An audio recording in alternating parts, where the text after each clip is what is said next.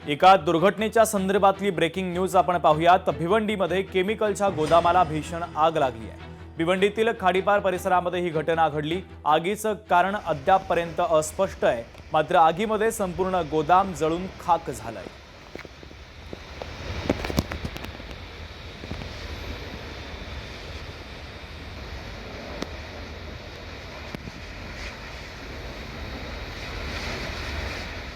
खाडीपार Mulchand compound इथे chemical साठा आहे, टँक आहे, त्याला आग लागलेली आहे। असं आम्ही तात्काळ इथे आलो।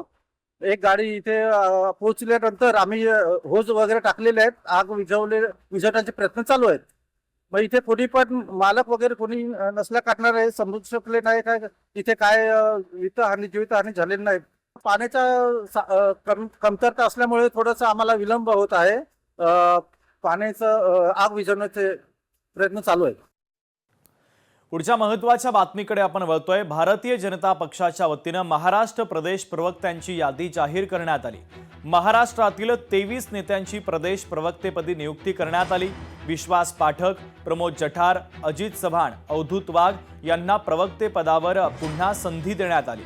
श्वेता शालिनी यांची प्रदेश प्रवक्ते म्हणून नियुक्ती करण्यात आली, तर सोशल मीडिया सेलवरून हकालपट्टी केलेल्या श्वेता शालिनी यांचं पुनर्वसन करण्यात आलं। गणेश खणकर यांना मुंबई प्रवक्ते पदावरून प्रदेश प्रवक्ते पदावर आता बढती देण्यात आलेली आहे। तर पक्षाच्या वतीनं या सगळ्या नियुक्त्या आता जाहीर करण्यात आलेल्या आहेत। पुढची महत्त्वाची बातमी आपण पाहूयात। नाशिक महानगरपालिकेमध्ये बैठकीचं आयोजन करण्यात आलं। दादा भुसेंच्या उपस्थितीमध्ये एक अत्यंत महत्त्वाची बैठक सुरू आहे। शिंदेंच्या शिवसेनेचे सर्व नगरसेवक या बैठकीला उपस्थित असून नगरसेवकांच्या अडचणींना अधिकाऱ्यांनी थेट उत्तर द्यावं, यासाठी या बैठकीचं आयोजन करण्यात आलेलं आहे। पार्किंग उपलब्ध करून देण्यात आज परिस्थिती अशी आहे, रस्त्याची एक साइड चालू आहे, यांची सर्व पार्किंग रस्त्यावर आहे आणि शाळा सुटायचा टाइम 2 वाजताचा असतो, दुपारी 2 ते 3। बीडच्या गेवराईमध्ये पोलिसांनी धडक कारवाई केली। मद्याच्या दुकानातून 3 अल्पवयीन मजुरांची सुटका करण्यात पोलिसांना यश आलं। पोलिसांनी तात्काळ 3 बालमजुरांना ताब्यात घेतलं। मद्य विक्री करणाऱ्या चालकावर गुन्हा दाखल करण्यात आलेला आहे।